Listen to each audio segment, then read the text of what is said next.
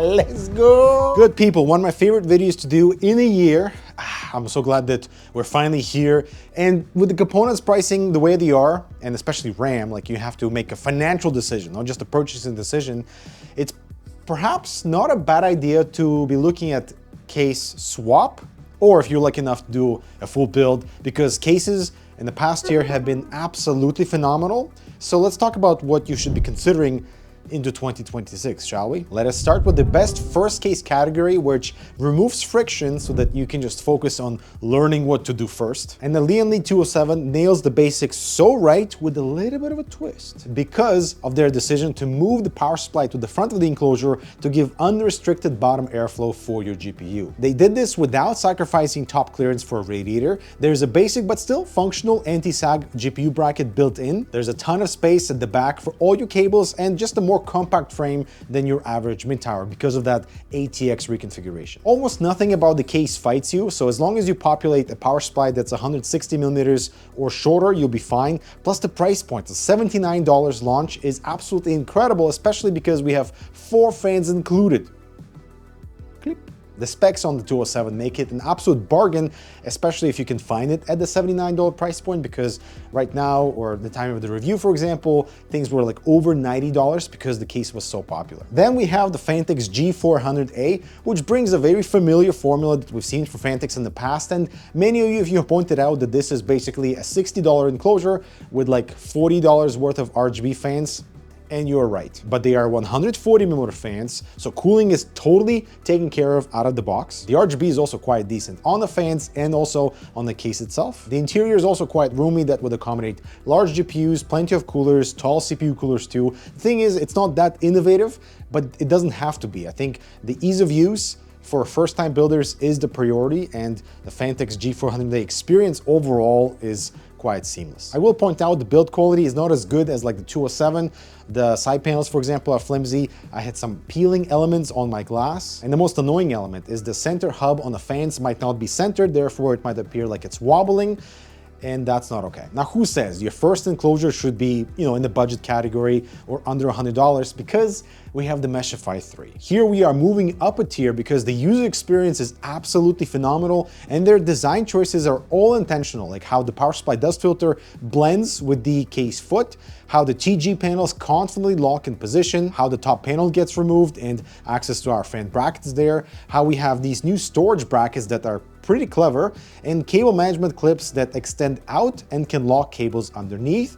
We have pre-routed I/O cables for that clean look, and actually a functional PSU shroud and also best-in-class cooling. Plus you get the choice of either the standard Meshify 3 or the XL depending on your size and hardware needs, and the overall user experience is so good that if this was my first case to build in, man, I would be hooked. Now, despite my beef with Corsair's build quality, the Frame 4000 has so much going for it that it becomes almost an easy recommendation for new builders too. For example, I love their new front panel design and interior PSU covers to hide the bottom chamber from you.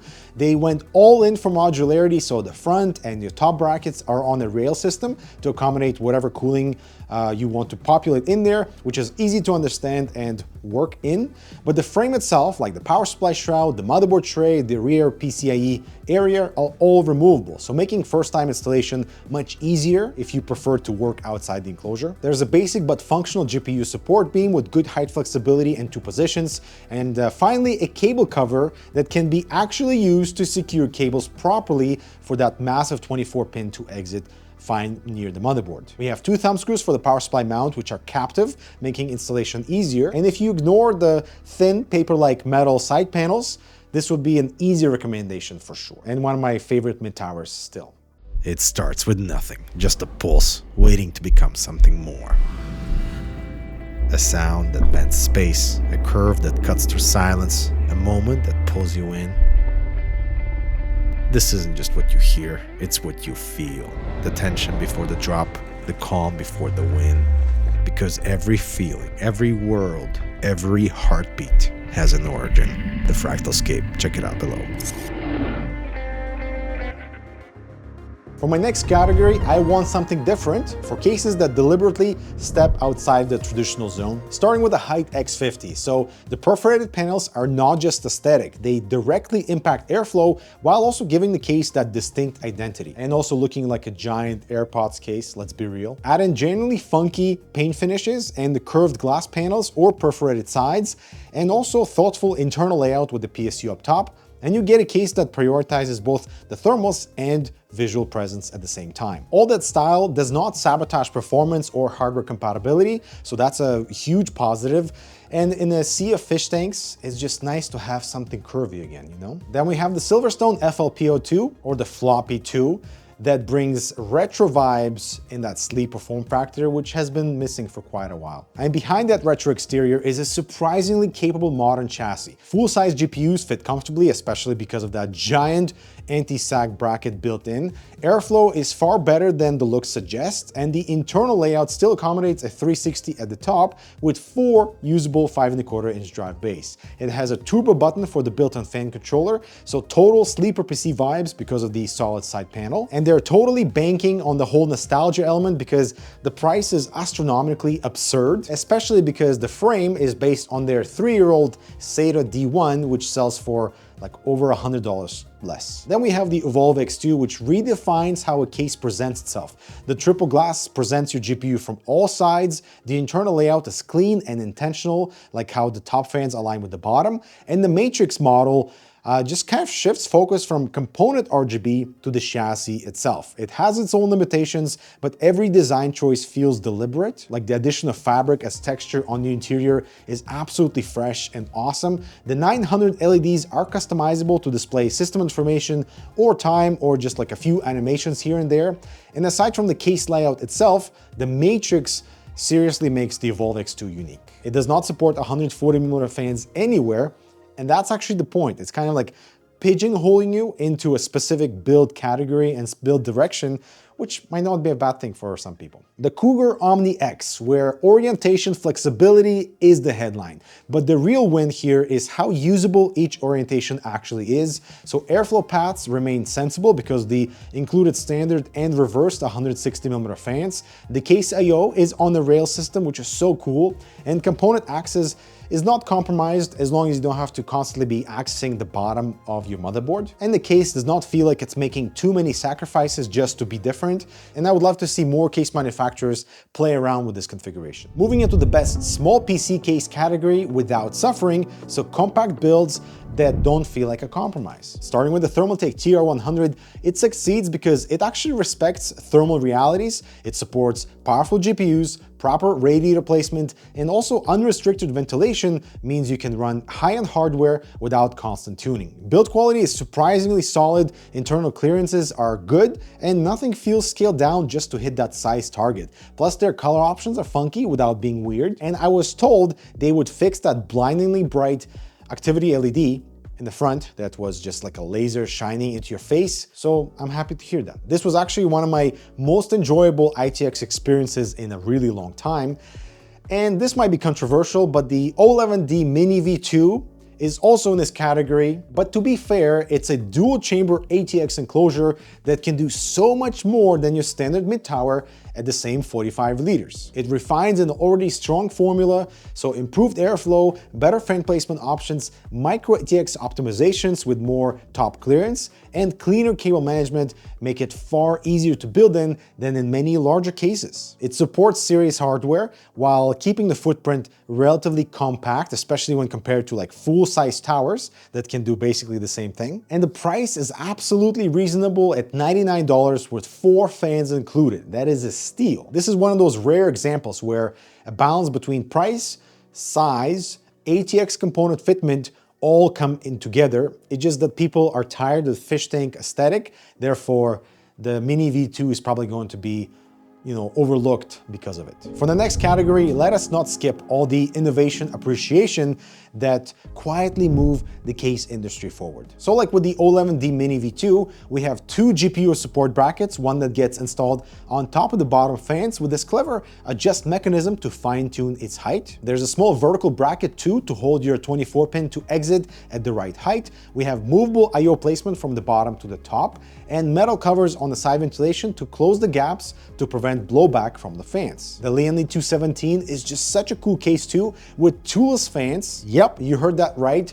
You don't need a screwdriver to move the front fans. How awesome is that? You would move them for either GPU cooling mode or CPU cooling priority. The power supply has two mounting positions. The Infinity model introduces a front panel glass with cutouts to accommodate front fans, and it preserves airflow without abandoning the whole glass aesthetic, solving a problem that many case manufacturers chose to ignore. I love the stone texture on the Haven 360 enclosure. It looks premium, and combined with that front panel perforation, it really helps to stand out among the copycat wood or glass panels. The Meshify 3 Ambience Pro Edition has a freaking startup animation. How cool is that? Perhaps it's missing a speaker to also give us a little bit of an ambient sound during that boot up. The Height X50's curved perforation was a massive engineering challenge because it has to work for both airflow and the visual language, and it proves that you don't need glass everywhere to look premium. And definitely their color options highlight the need for something a bit more funky and not just black and white. And Thermaltake is actually one of the brands that seems to be leading the whole color revolution, because it's not often we get to see bright and interesting colorways on full towers especially, but the View 600 adds some personality with dual tones, and I'd love to see more like it. I love the slidable case I/O on the Omni X from Cougar that encourages you to actually play around with that orientation flexibility, which is relevant because case orientation has been kind of stuck to case on the right only. But now with the Omni X, hopefully that would encourage other case brands to play around with the same idea. Now for my fail category, we have a few missed opportunities, starting with the Arctic Extender. This is their first enclosure, and Arctic's cooling products are amazing, but the extender kind of arrived too late. It's too pricey, it doesn't deliver anything new. Build quality is fine, compatibility is fine, it looks fine, but that's kind of the problem. In a year full of bold ideas and something interesting and new that pushes the case industry forward, the extender should have launched 4 years ago and still be kind of left on the sidelines. The Corsair Frame 4000, man, I have beef with that case. We have thin panel construction, underwhelming rigidity, and shipping related damages that I experienced on both of my black and white models. For Corsair especially, this level of material execution is unacceptable, and we should hold them for a much higher standard. The Fractal Design Meshify 3 Ambience Pro RGB Edition. So the core design is solid, but the pricing escalation on higher tiers breaks the value equation. The highest tier model is just astronomically more expensive than the baseline, and it doesn't deliver any new materials or higher build quality. It just gives you slightly different RGB implementation. Don't get me wrong, the RGB looks awesome, I question its pricing positioning. Then we have the Asus A31. On the surface, it seems like a good idea for a $79 case if you want some solid build quality and a little bit of flash because of the front glass, but it feels totally overpriced when the Lianli 207 exists, and the A31 at $79 does not come with any fans, and the fan model is like over $120, which is absurd. Aside from not having the fans for the base model, the top filters makes exhaust super loud.